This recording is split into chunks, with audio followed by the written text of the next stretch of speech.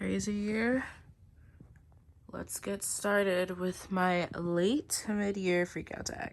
Daydreaming on a cloud with you like horizon. With you tonight is on a island. Yeah. It's about time we're making up. Found you wasn't Hey guys, welcome back to my channel as promised. I'm actually back with another video, and today I'm gonna do the mid-year freakout tag, which is late, I know, because it's actually August and it probably should have been June or July that I did this, but better late than never, especially because I got into such a slump in some of the months, the earlier months, that this kind of counts as the number of books I would have read in a normal mid-year situation, because it's like 50 or something for my 100-year goal. So I'm just going to get into it. There's a chaotic mess of books on the sides of me here. So let's just get into the questions, and I will put the questions in the description in case you want to do a late mid-year freakout tag as well, or you just want to play along and think of the books that apply to you for the year. So the first question is the best book you've read in 2024. And I will have to go with Firefly Lane. If you watched my Finding a 5-Star Read video, which was the last video, I think you should watch it first. I ended with this book being my 5-star read, and it really just changed me, and I'm really excited to watch the show on Netflix. This is basically about two best friends, Tully and Kate, and they meet in 8th grade when Tully moves to the neighborhood and becomes Kate's next door neighbor. And we follow them from 8th grade all the way through their 30s. And this also takes place in the 70s and then ends in like the 2000s or so. But it doesn't feel so historical that it's like confusing or hard to understand. It's really just about best friends and also characters who make mistakes in their friendship and in other aspects of their lives. And I found myself relating to each character, each best friend at different times in their lives, and sometimes not liking their decisions and just going on that journey with them. And it was really, really great. And I just recommend it to anybody. I think it just really tells the story well. It's like 500 pages, and I read it in one sitting. It was like it wasn't even 500 pages. And I haven't read a book like that in a long time. So you know that Kristen Hanna is a great writer if she does that for me. The next question is, how many books have you read this year?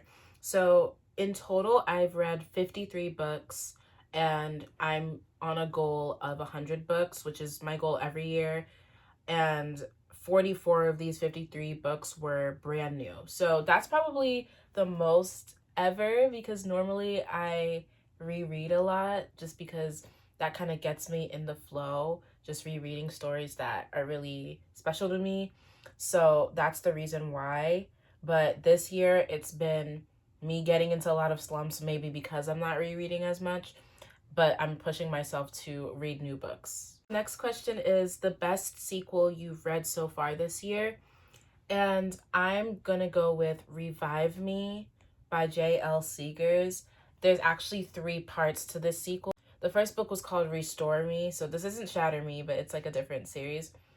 And the second book ended up being 3 parts, but all full-length books. And it's a really, really good storyline. It follows people related to the characters in Restore Me, so it's a different couple, but they're friends. Like, there's stuff going on with their relationships. It was kind of everything at once, and it's also been a while from the time that I read it to now, but I remember I gave all of the books like a 4.75. They were just very entertaining, very interesting. The characters were not one-dimensional. They felt like they had problems in their lives, family issues, and connecting issues. And I would recommend it. I recommend the first one too, but the first one's definitely a lot slower. This one just immediately connected for me, so I definitely recommend those books. Next is new release you haven't read yet but want to. And I have to go with these books in the Lauren Roberts series. I don't know what's taking me so long. Everybody has read it. They have their opinions. This one is the friend of Peyton, the main character in Powerless, and what she was doing while Peyton was doing what she was doing. And I've heard really good things. I like little fantasy novellas because they're easy to get through, so I'm definitely going to get to this very soon. And then we have Reckless, which I've been anticipating would be a really good book. I've gotten mixed reviews though. A lot of people think it's not as good as the first one, but some people are still giving it 5, so I don't know where I'm gonna fall. But what I do like is that her writing for fantasy is not super hard to digest, so I'm not too worried about that part. I'm just curious to see where I'll fall in terms of what I like or dislike about this book. And we have most anticipated release for the second half of the year, and I think I'm gonna go with Reclaim Me by J.L. Seegers. It's the 4th book in this series that I've been talking about, and the 3rd book I don't remember a lot about, but I remember it being good, just not my favorite thing ever. But I do really like J.L. Seegers' writing, and she just writes Black love, Black romance in such a beautiful, beautiful way. So I'm excited, but it seems like Reclaim Me has a lot going on. Like, there's a love triangle, there's forbidden, there's second chance, there's so many tropes, and I'm curious to see how it's gonna play out. I have no idea, but I am excited, and it comes out the end of August. So that's the only book I could think of, because any other books I think have already been released, and I'm just getting caught up on the new releases right now. I think for the year there's not much else happening, so that's probably the first book that comes to mind. Then we have Biggest Surprise, and that is hands down Frida McFadden as an author.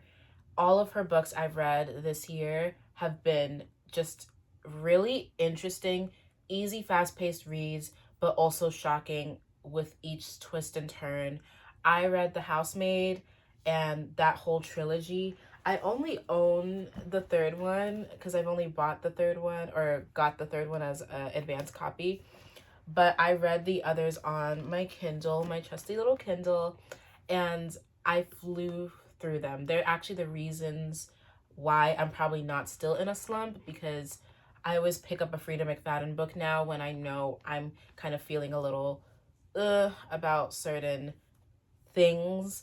And I've read a lot of her books so far now. So I've read the trilogy, so that's 3 books. I read Never Lie, I read The Teacher. So that's 5 of her books. And I think the other ones are just not as popular, but I'm curious to see what I'll think, because her books are always intriguing, but I think some plots are iffy to some people. It's just the type of writing that she goes for. She's definitely like the Colleen Hoover of thrillers in terms of the way that she writes things, because you're going to be hooked, but maybe the plot isn't always a really amazing plot, you know? But I would recommend Frida McFadden because she just really knows how to write compelling storylines. Then we have favorite author, debut, or new to you. And I only picked new authors, I believe. So we have Frida McFadden, which I just talked about. Then we have Abby Jimenez. And the reason why I say Abby Jimenez is because this book really changed me. I'm actually just ready to reread it right this second. And I'm trying to reread it this month because just for the summer, that's one of her new releases. I haven't read it yet. People are obsessed with it though, and I have no doubt it's probably a great book because Abby Jimenez is just good at just doing what she does. I don't know how to explain it. She's just really talented. So I'm really excited to see. But yours truly is going to be hard to beat. And then, of course, Kristen Hanna because of Firefly Lane.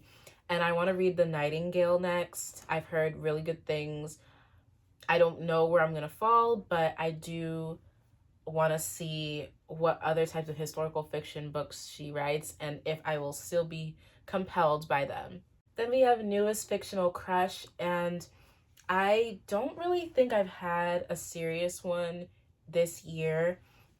I will say probably Jacob Maddox from yours truly, because he suffers from really like deep anxiety, in this book, the way it was handled, it just makes me so happy. It just makes me so happy because it was portrayed in such a good way. And also Prince from Love Radio.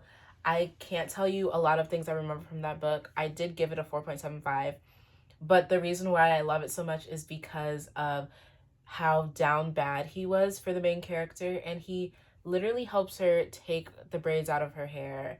And any black girl knows that that is like the longest day ever. So for somebody to just offer to help you just because they want to spend time with you is chef's kiss. Like, nothing is better than that.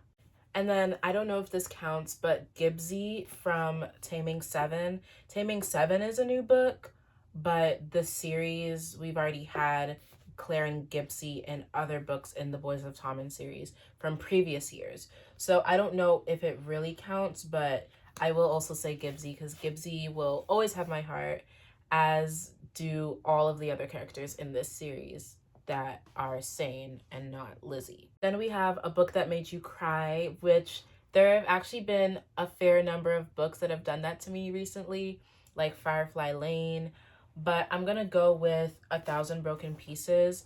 This is the sequel to A Thousand Boy Kisses, which made me sob uncontrollably the first time I read it. It was a lot to take. I don't know what it was, but it hit me so hard. Like, I don't know how to explain it, but it was just really, really good. I gave it a 5. This book was like a 4.5, and it follows similar characters, and they're basically having a journey with grief and how to move on with their lives and be the best version of themselves when they've lost a loved one.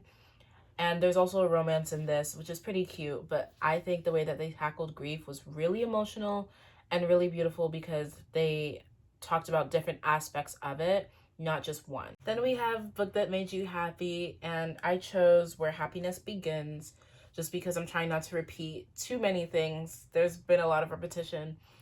And this book is another book in my vlog from the last video, including this book. This was also in the last video.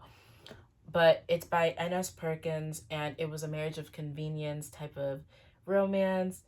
But it turns out they had connections to each other from the past. Then that's always a really interesting, fun way to write things. And normally when there's happy in the title, it's normally not a happy story. It's always supposed to be some sort of misdirect. But in this one, I think at the end of the day, it made me feel really happy because they had so many cute banter moments. The guy was really grumpy, the girl was really sunshiny, so sometimes it made me smile, the different things that they did or joked about. So I do really love that aspect of the book. Then we have The Most Beautiful Book You've Bought or Received this year. And I was trying to think because I haven't really been buying books so much, especially with the slump. But I think I'll go with Archer's Voice, the annotated edition. It's kind of unique. Like, I don't know how to feel. The edges are orange, which is different. And then it's like blue with different gold parts to it. But I really like this type of cover, the style. It's just unique. I think that's what I really like about it. And I am excited to take it everywhere. I still haven't reread the book because I'm scared. Like, something about this book just hit the first time, and I'm nervous to do it again and not give it a 5. And I don't know what it is because I've reread 5-star reads many times. It's just this one, it was so sacred to me, and it's still my favorite standalone book that I'm like, should I reread it? Should I ruin that? Will it be the same? I don't know how to feel. But I really do want to read the annotations, and I just think it'll be fun to like read the side, the margins, and see what Mia Sheridan has to say. So I definitely want to read it sometime before the end of the year. Speaking of books to read by the end of the year, the next one is what books do you need to read by the end of the year? And there are plenty. So one of them is Crescent City 3. This has been out since January, and I've been too intimidated to read it because I forgot everything from book 2, everything from book 1. I'm going to have to watch those 2-hour videos with the recaps to get caught up and then get into it, because it's just a lot to take. It's really thick. I don't know what to feel, but I do really love this series, so I am ready to do it. There's a lot of things that I forgot from other Sarah J. Maas related storylines that I feel like I'm gonna need to read it, so I'm gonna see what happens with this.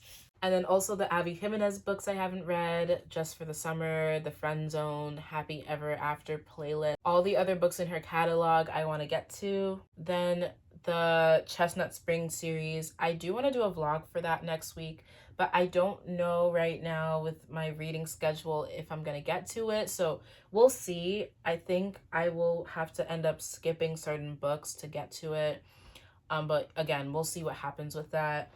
Darling Venom I'm actually reading right now, but I do want to finish the book. I also want to read certain fantasies like Serpent and Wings of the Night and One Dark Window. Those are two different duologies that I've heard really great things about, and I just really want to finally sit down and read them. And then I also want to restart the Throne of Glass series because I got 5 books in and just stopped completely, and I really want to see it till the end, and I want to do like maybe one Throne of Glass book a month until I am done with the whole thing. So we'll see how that goes, but I definitely want to experience that once because I've heard such amazing things, and it was good, but I was starting to forget things, and I need to do it a certain way. So we'll see how that goes. Then we have what books do you want to reread this year? And I already kind of talked about it, but yours truly, the first book in the Chestnut Spring series, because I did already read it.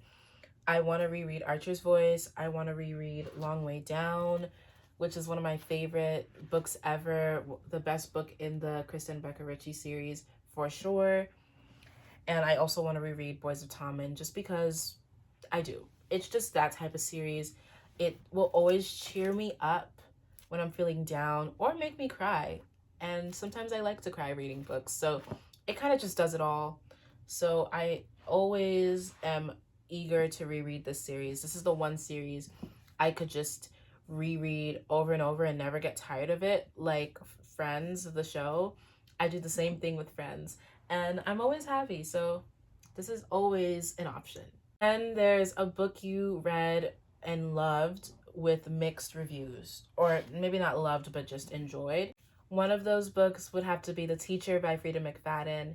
It was very iffy, kind of taboo, kind of weird, but I think that's what makes it a psychological thriller. Like, nothing about it was normal or acceptable, but it was just really intriguing to see how things played out, and then the plot twist at the end was absolutely insane, so that kind of made it enjoyable. Not that I'm condoning any of the behavior, but that's not the point of a thriller book. So I think some people were just a little bit too uncomfortable, but to me, it's just as bad as any other creepy thing from a horror or thriller movie. And that's the point. So that's not saying a lot because I'm trying not to spoil anything, but that's how I feel. And then also Taming 7. Taming 7 had mixed reviews, mainly because we love this series, and this book is the only Claire and Gibbsy book we're getting. It was one, a lot of Claire talking about how she loves Gibbsy but nothing else about her life, and then 2, there was a character in this book that was truly insufferable, Lizzie, and that really irked people, which I understand because she was really mean. But it was nothing new to me because Lizzie has been mean since the beginning, in my opinion, so I was just like, she's just doing it again. But there were things in this book people didn't like in terms of the pacing and the way that the storyline went for these characters. But I still love these characters so much, so I still gave it a 5. It's still just dear to me, so that's okay. I still enjoyed it. I just realized that I skipped a question, which was how many 5 stars have you given out this year? And I think officially it's 6. So it's Firefly Lane, Taming 7, the Last Magnolia Parts book, Into the Dark, Yours Truly, and then The Housemaid book 1 and 2. So those are the only ones I've given out, and it's typically like this. It's typically like just a couple, because most of the time I'm giving some version of a 4 if it's good, and 5 is reserved for life-changing books. So that's what the other ones were. And then the last one is 5-star predictions for the rest of the year. And I have Darling Venom, Gone Girl, Reckless, and Caught Up / Play Along. But to be honest, I don't predict any of them being 5. They're just books that I hope will be 5, because I'm very picky with my 5-star reads. I'm just picking those books because they're books I'm planning on reading, and they're also books that would be something I'm interested in, and a lot of people have given 5 stars. So it's just based on me predicting things, not based on what I really will do. But those are all the questions. So we have finished the mid-year freakout tag super late, but it is done for. That is it for today's video. Thank you guys so much for watching. Like and subscribe, comment any of these books, opinions on them, books you want to read, just literally anything, comment. And also make sure to check out my other videos. My last video and the video before that will be posted at the end. And I will see you guys next time. Bye. Wanna go with you like horizon. With you tonight is on an island. It's about time we're waking up. Found you wasn't with me waking up. Now you for seductive, this you touch.